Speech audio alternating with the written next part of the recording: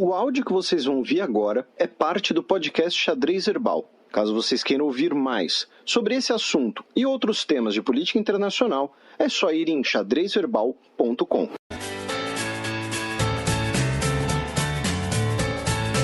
Gambito da Dama. Oi pessoal, espero que vocês estejam todos bem. Bom, a gente costuma usar os clichês, às vezes, sem pensar sobre o que ele está se referindo ou quais foram as ideias originais ou inclusive, a originalidade das eventuais comparações a que ele se refere. E justamente pelo esgarçamento, por ter se tornado um clichê, é muito difícil com que a gente retorne ao termo para entender da onde que ele surgiu e por quê. E por que uma utilização tão intensa? Isso acontece, por exemplo, quando a gente fala de guerra comercial. Quando a gente fala de guerra comercial, já estão acostumados à imposição de tarifas ou interferência via imposição de tarifas ou interferência via política cambial, enfim, uma série de fatores que configuram uma guerra cambial. É importante que a gente lembre do porquê a utilização do termo guerra. E tal qual o termo literal, o que faz gerar um conflito, por exemplo, literal não sei se é o melhor termo, mas um conflito físico, digamos assim. A guerra, nesse conflito físico, na verdade, é a eclosão de uma tensão que vem sendo construída ao longo de um determinado tempo. E é simplesmente aquele ponto sensível, aquele ponto específico que faltava para se tornar de fato uma guerra. E talvez parte, ou pelo menos alguma sinalização do que vem acontecendo com relação aos Estados Unidos e China, ganhou contornos um pouco mais dramáticos essa semana. Como já vem acontecendo, enfim, desde as eleições, o presidente dos Estados Unidos sempre manifestando uma disputa, rechaçando o que é o movimento de aldeia global, de comércio global e o impacto e a contribuição da China nos resultados, enfim, que moldaram o mundo nas últimas décadas, e sempre manifestando essa contrariedade. Tem na China o alvo principal com relação ao comércio e qual foi o efeito o efeito China, que inclusive a gente usa bastante quando fala de política e economia internacional, sobre as dinâmicas dos países e o tamanho de suas economias nos últimos anos. Então, subindo um pouco o tom do que já vem acontecendo nesses 2 últimos anos, tanto o rompimento do que bem teoricamente foi acordado no G20, com a sinalização da implementação de tarifas, também com, por outro lado, talvez a dramática sinalização ou a dramática retaliação da China com a desvalorização cambial, fez com que essa história ganhasse novos contornos que, tal qual uma guerra, afeta muito mais do que as partes envolvidas, muito mais do que só aqueles atores protagonistas que estão sendo o foco desse embate.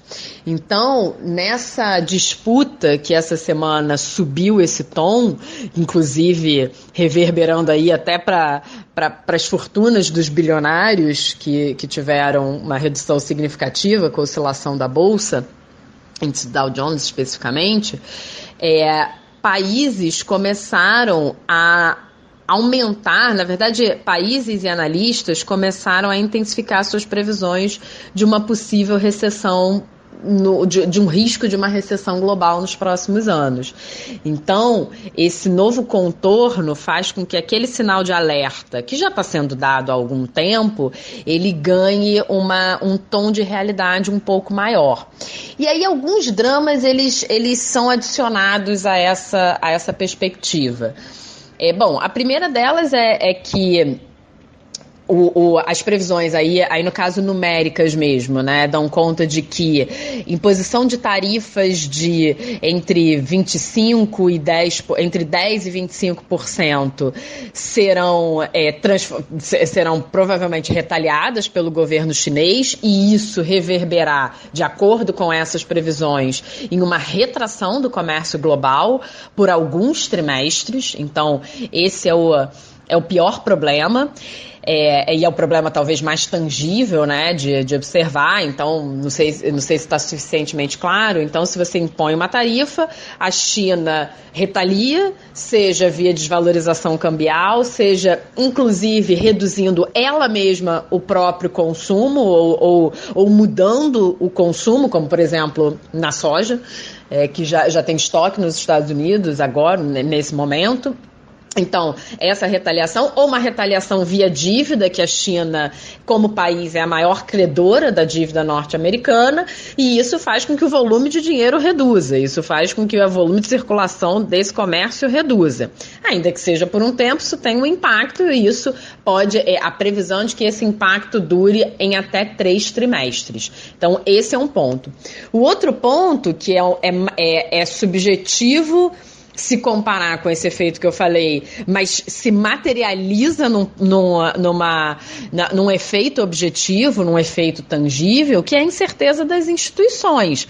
Então, se você não tiver uma trégua nessa disputa, mercados e instituições começam a recuar, a entender essa incerteza, não necessariamente como pontual, transitório e de curto prazo.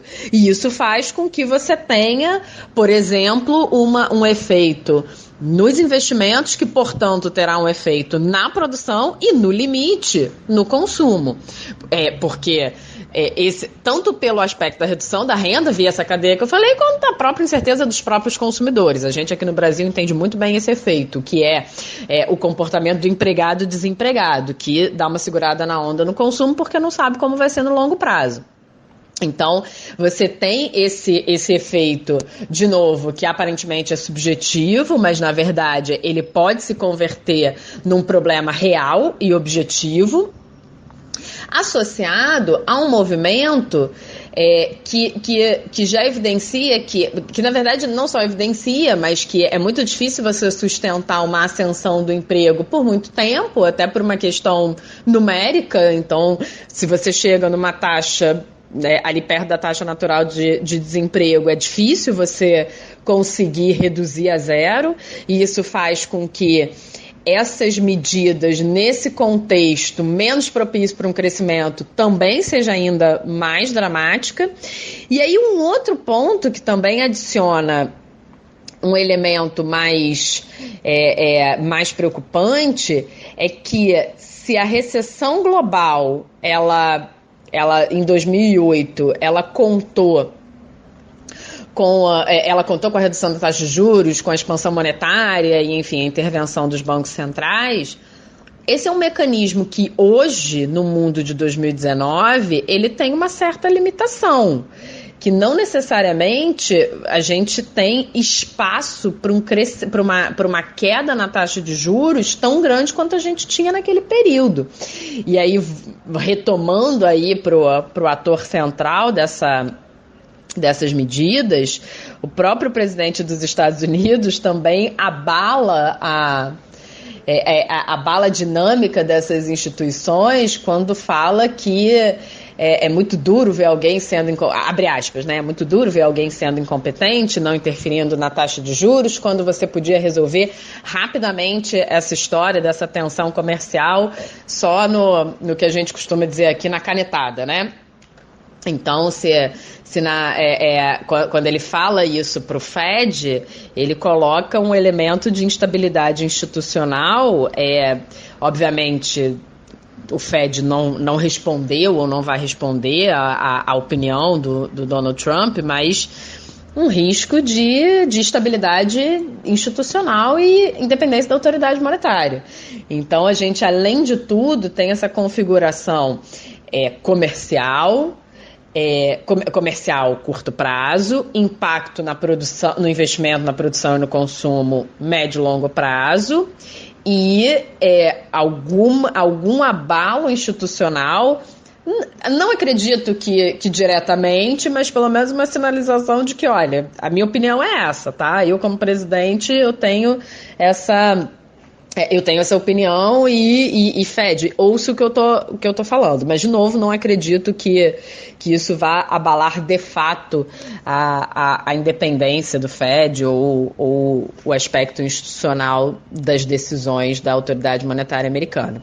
Então, na verdade, assim, a gente tem esse cenário, é um cenário que, obviamente, desperta preocupações, desperta abalos que são tanto comum à política de 2019, mundo de 2019, também comum à própria avaliação econômica. Já tivemos outros períodos de guerra comercial, outros períodos de aumento do protecionismo, mas, enfim, o período que a gente vive é agora e é agora que a gente vai analisar.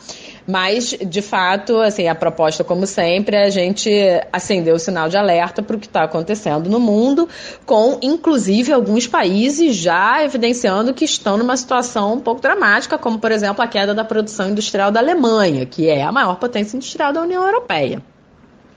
Enfim, então, deixo para vocês essa análise do que aconteceu ao longo dessa semana com essa subida de tom das duas potências e aguardemos as cenas dos próximos capítulos.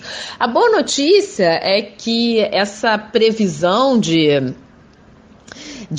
essa previsão de risco de recessão global, para algumas instituições, para alguns analistas, ainda não ultrapassou os 50%. Então, isso ou seja, não tá dando conta da aleatoriedade da vida. Você ainda tem menos chance de ter uma recessão do que mais chance. A má notícia é que está aproximando de 50%. Então, talvez seja aí um bom sinal de alerta que a gente precise ficar atento. Bom, pessoal, um ótimo final de semana para vocês e até semana que vem. Beijos!